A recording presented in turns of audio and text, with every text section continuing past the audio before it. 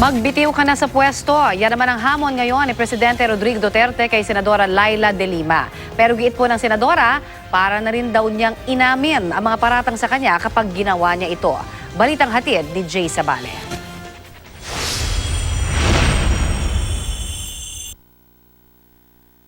If I were de Lima, ladies and gentlemen, I'll hang myself. Dapat ka mag-resign ka. You resign. Pinapakita ngayon, you resign. Yan ang hamon ni Pangulong Rodrigo Duterte kay Senator Laila de Lima. Tila tinuruan pa nga ni Pangulong Duterte si de Lima ng pamamaraan kung paano kumilos ng tama bilang isang babae. Wala ka ng mukha. Ano ipakita mo sa mga babae? Follow me. Sabihin mo.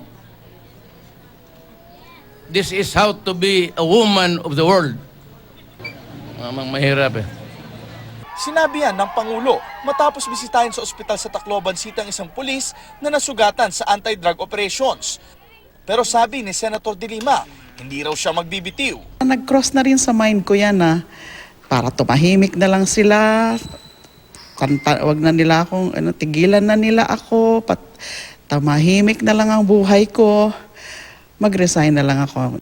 But after much reflection at uulitin ko ngayon, resignation at this point will be an admission of guilt and a sign of weakness. Jay Sabale, GMA News.